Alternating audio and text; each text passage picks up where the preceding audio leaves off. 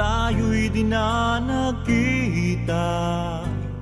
Magandang araw po sa inyong lahat, mga giliw naming tagapakinig. Narito po ang karugtong ng kasaysayan na itinampok namin sa linggong ito, dito sa ating dulang. Luha. Dito ako pwepesto. Mula dito, tanaw na tanaw ko ang inuupahang apartment ni Alicia. Hindi pwedeng siya ang makatuluyan ni Gerald. Mula dito, nakikita ko siya. Dito ko na lamang siya hihintaying lalabas. Mahal ko si Jinggoy, pero na kay Gerald ang katuparan ng pangarap ko. Isa pa, mas magandang lalaki nga si Jinggoy, pero aanhin ko ang gandang lalaki kung butas naman ang bulsa. Hindi ko maabot ang pangarap ko sa kanya. Oo nga't may matatag siyang trabaho, may ipon, pero kung ikukumpara ko kay Gerald, ay napakalayo ng agwat. Mayaman si Gerald. Ang ipon ni Jinggoy sa loob ng ilang taon ay kikitain lamang ni Gerald sa loob lamang ng ilang buwan. Kaya dapat nang na si Gerald ang dapat na makasama ko habang buhay at hindi si Jinggoy. Kailangan maisakatuparan ko na sa araw na to ang plano ko. Ayan na si Alicia. Papalabas na ng apartment. Ngayon ko maisasakatuparan ang plano ko.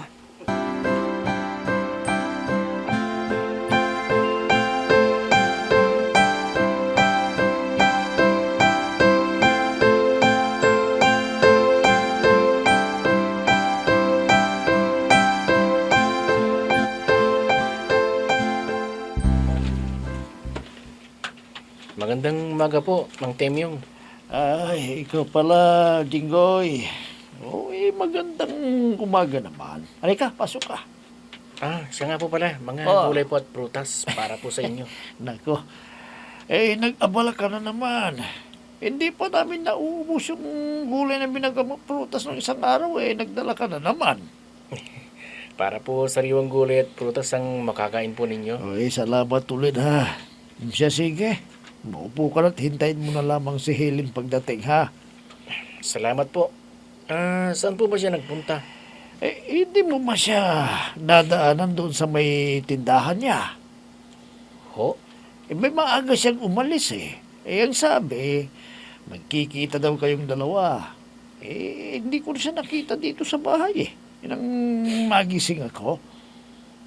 May usapan nga po kaming lalabas. Pero ang usapan po namin ay dadaanan ko siya dito sa inyo at saka kami dediretso sa farm namin. Wala po siya sa tindahan niya. Teka. Hindi ka ba dumiretso sa tindahan? Baka doon ka niya hinihintay. Wala po siya doon. Si Angie po ang nakita kong nasa tindahan niya. Ano? May saan na naman kayo nagpuntang babaeng yan? Teka.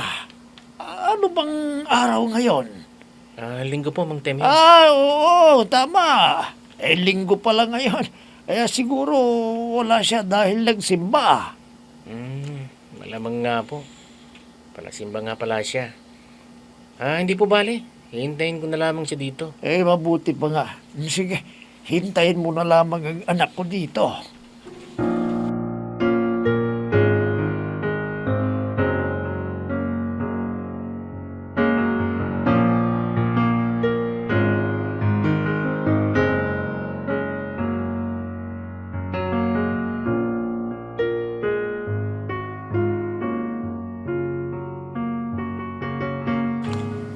Ayun na si Alicia. Lalapitan ko siya at kakausapin ko tungkol kay Gerald.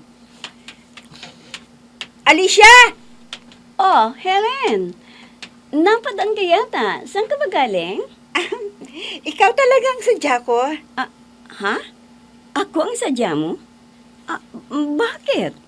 Anong kailangan mo sa akin? May problema pa? Ako, walang problema. Pero palagay ko, ikaw ang may problema. Bakit? Anong problema ko? Hindi ba mas maganda kung papapasukin mo muna ako sa bahay mo para makapag-usap tayo ng mabuti? Oo, sige. Pumasok ka. Teka. Tungkol ba saan ang sasabihin mo? Tungkol ito kay Gerald. Ha? Anong tungkol kay Gerald? May kinalolokohang babae, si Gerald.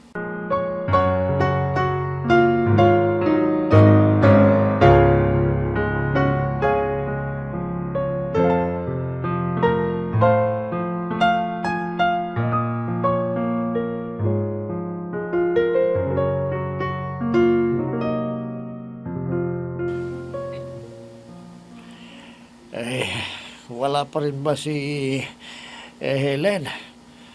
Anong oras na? Abay, nakapamalingki na ako lahat-lahat. Wala pa rin siya hanggang ngayon. Mag-alas 6 na nga po ng hapon eh. Ay, nako. Jinggoy, hapon na pero wala pa yung babaeng yon. Teka ka muna. Dito ka lang at titingnan ko lamang sa may tindahan. Baka dumiretso na lang siya nagbukas ng restaurant niya. Sige po, Mang Temyo. Sige, iwan muna kita. Bakit nga kaya wala pa rin si Helen? Kung nagsimba lamang siya, dapat naririto na siya ngayon. Sa bagay, baka nga namamalengke siya ng mga kailangan niya para sa restaurant niya. Nag-ring yung cellphone ko. Hello? Itay, bakit po?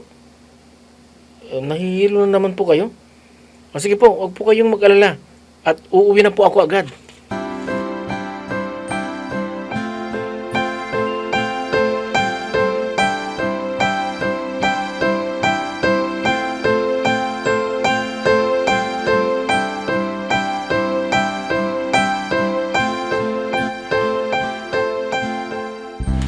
Kitang-kita ko kanina sa mga mata ni Alicia ang galit niya kay Gerald. Tingnan ko lamang kung makapagmamalaki pa sa akin ang Gerald na yun. Oras na malaman ni Alicia ang tungkol sa sinabi kong kinalolokohang niyang babae. Ano ba to? Nandito na pala ako sa amin. Ay, nako. Para! Bayad ko. Salamat. Dediretso na ako sa restaurant. Oh, Angie! Kumusta na negosyo? Marami bang customer? Oh, Helen, dyan ka na pala. Eto, okay lang naman. Saan ka ba galing? Saan pa? Di sa simbahan. Hindi ba't sinabi ko sa'yo na magsisimba ako? Nagsimba ka? Bakit ang tagal mo?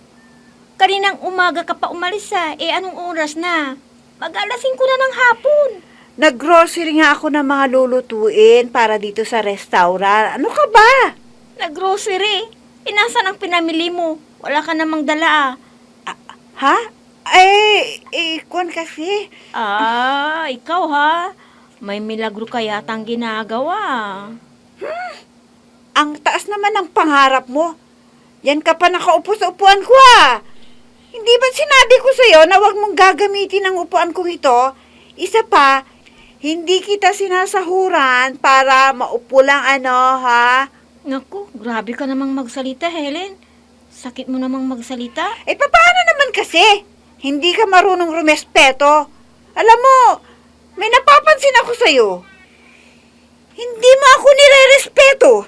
Ha? Anong hindi kita nire-respeto? Hindi pa ba sapat ang hindi ko pagpatol sa mga masasakit mong salita para sabihin mong wala akong respeto sa'yo? Ikaw nga itong walang respeto sa akin dahil kung laitin mo ako ay sukdulan.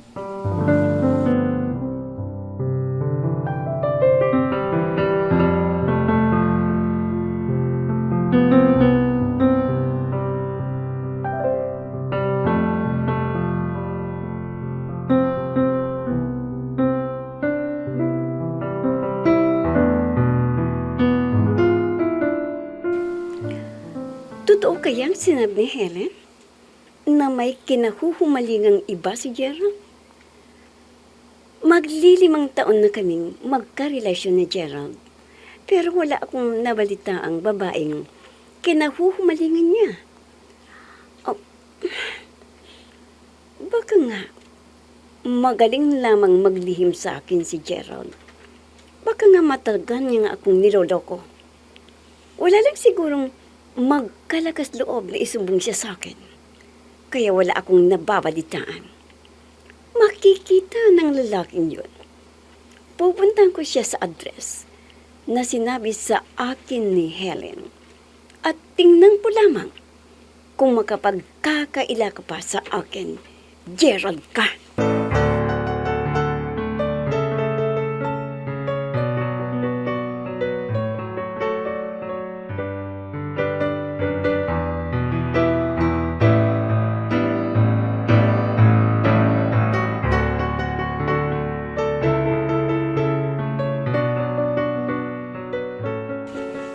Ano? Sinabi sa iyo ni Helen yun. Opo, inay. Kung makapagsalita, akala mo kung sino. Ang yabang-yabang. Pagpasensyahan mo na. Total, kaibigan mo naman eh. Yun na nga po ang masakit dun eh. Kaibigan ko, pero kung ituring ako, ay daig pa akong utusan. Ay, anak, gaya ng madalas kong sabihin sa iyo, huwag kang magpapapekto kahit ano pang trato ng ibang tao sa iyo. Hanggat nalalaman mong tama ang ginagawa mo at wala kang inapakang tao, ay wala kang dapat ipag-alala. Pero sumusobra na po siya, inay. Mas matatanggap ko pa ang hindi magandang ipinapakita sa akin kung hindi ko siya kaibigan. Kaso kaibigan ko siya, inay. Hindi mo lamang siya marahil naiintindihan, anak. Siyempre, may negosyo. May kasabihan ka. Sa negosyo, walang kapag-anak, walang kaibigan. Nandyan na po ako, inay. Pero hindi ba niya pwedeng sabihin sa akin ng malumanay na pananalita? Hindi yung ganun na nakaangil ka agad. Akala mo kung may ginawa na akong masama sa kanya. Alalahanin mo, anak, na binabayaran niya ang serbisyo mo. Dahil ba sa binabayaran niyang serbisyo ko, ay libre na niyang hiyain ako sa harap ng tao? Dahil lamang ba sa binabayaran ako, ay pwede na niya akong pagsalitaan ng masasakit kahit nakaharap ang maraming tao? At saka, magkano lang bang isinisweldo niya sa akin? Wala pa nga sa kalingkingan eh. Pumayag na nga lang ako dahil magkaibigan kami. Pero tingnan niyo naman ho ang ginagawa sa akin. Kaibigan ba yun? Nag-iisa ka lang.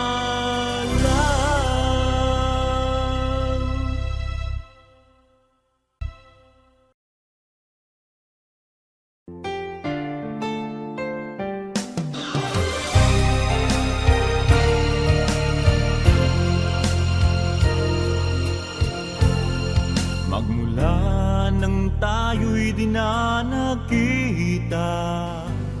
Oh, Helen, narito ka na pala. Saan ka na naman ba nanggaling? Ha?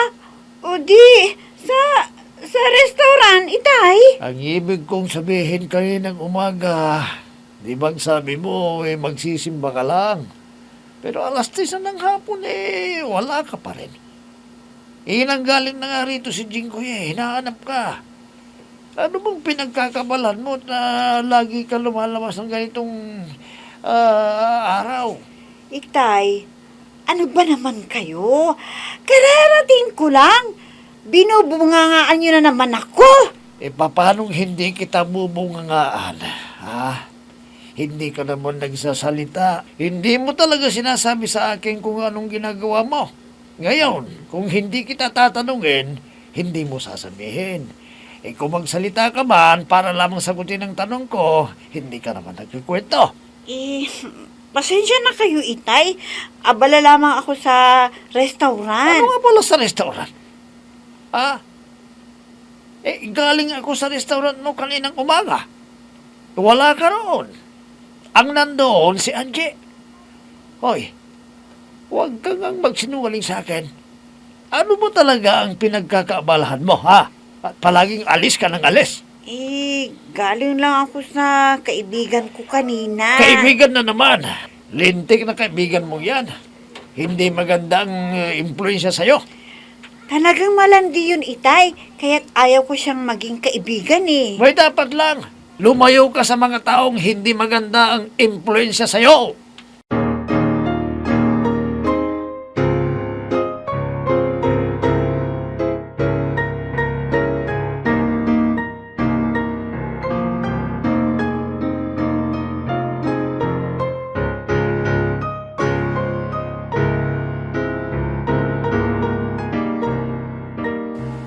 Bukas na ng gabi ko may isasakto para ng isa. At huli kong plano, at pag nagtagumpay ako, tuluyan na magiging akin si Gerald. Pakakasalan niya ako. Magiging mayaman ako. At pwede ko nang gawin ang kahit anong maibigan kong gawin. Ha? May kumakatok. Teka nga't pagbubuksan ko ng pintuan. Sandali lang!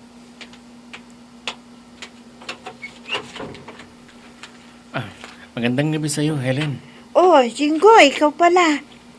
Kumusta ka na? Teka, may dala pala ako. Na ano? Mangga na naman? Hindi, kundi sibuyas. Ano? Sibuyas? Oo, nag-harvest na ako ng sibuyas sa farm namin. Ito nga, nagdala ako dito ng isang sakong sibuyas. Ano ka ba naman? Aanhin ko yung sibuyas na yan. Pwede namang bumili sa tindahan o palengke. Pwede ba alisin mo yan? Ang baho-baho eh. Kailangan mo ito para sa restaurant mo. Ang baho-baho nga eh. Sigoy, nandito ka na pala. Magandang gabi po, Mang Temyong. Magandang gabi rin sa'yo. Oh, ano pang ginagawa mo, Helen? Bakit hindi mo papapasukin si Jeng? Pasukin mo. Itay, paano ko siya papapasukin? Gusto pang unahing ipasok ang mga sibuyas niya. Mga sibuyas. Abay, naku iho. Mabuti naman at ito ang naisipan mong ibigay sa amin, ha?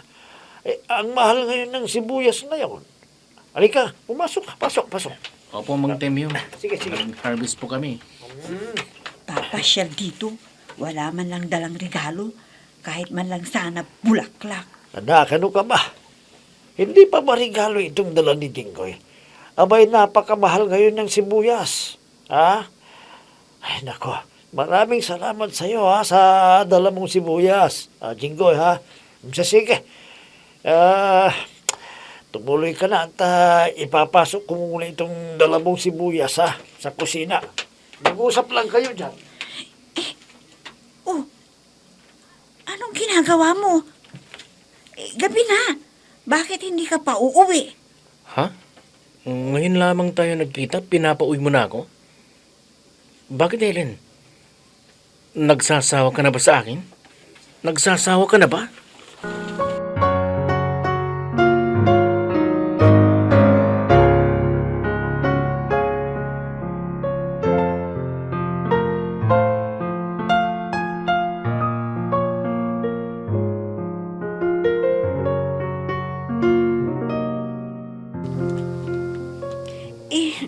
Hindi naman sa ganun.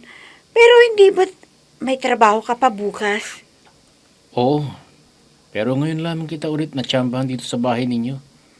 Ito kasing mga nakaraang araw hindi kita nadadat nandito sa bahay nyo. Ano bang pinagkakaabalahan mo at malalang tayong magkita ngayon? May negosyo ako, hindi ba? Alam mo naman na yan lang ang pinagkukunan ko ng kabuhayan namin ni Itay. Kung tinanggap mo na kasi ang alok kong pagpapakasal sa'yo hindi ka na mamumroblema tungkol sa kabubuhay ninyo. Ano? Ang sabi ko, hindi mo na alalahanin pa ang pang-araw-araw ninyong kinabubuhay ng Itay mo. Kayang-kaya ko kayong pakainin at ng mga magiging anak natin. Bakit? Pagkain lamang ba ang alam mong kailangan ko? Wala na ba akong ibang pangangailangan sa akala mo? Ano pa bang hahanapin mo? May lupa't bahay na ako. May matatag na akong hanap buhay. Maluwang ang bukirin ko na ipinamana sa akin ng aking mga magulang. May ipon na rin ako. Anong oras pwede na kitang pakasalan kung papayag ka lang? Jinggoy, hindi lang pagkain namin ni Itay ang pinoproblema ko. Kaya pwede ba, hayaan mo muna ako? Pero nasa ustong gulang na tayo. 25 ka at 27 naman ako. Hindi na tayo bumabata pa, Helen. Hindi ba dapat na rin nating harapin ang bukas para sa ating dalawa at sa mga magiging anak natin? Hay nako, kung hindi ka makapaghintay, maghanap ka na lang ng ibang pakakasalan mo. Nag-iisa ka lang.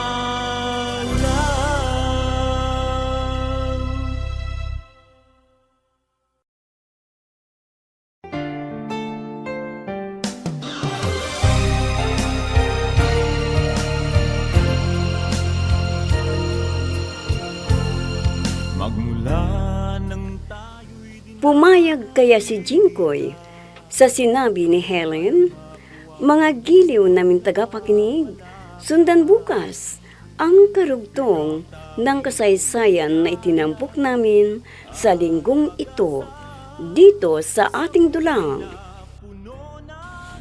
Luha! Mga nagbibigay buhay sa ating dula ay sina Mayra Abrehal Narnola, Susan Madikdeng, Robert De Guzman, Jun Cabato, Emma Dalope, Andrea Solar, Ami Diaz, at si Oscar Ora. Technical Supervision at Musika, Oscar Ora. Nilapatan ng tunog ni Robert De Guzman, Willie Francisco. Sa panulat at direksyon, Eva Alcoriza. Inihahandog sa inyo ng F3 Recording Studio para sa Pambansang Radyo ng Pilipinas, Bombo Radio, Philippines.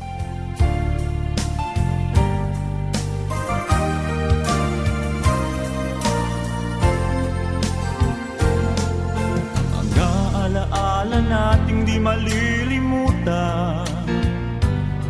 Kay sarap ng ating suyuan, lagi kong natatandaan, maligayang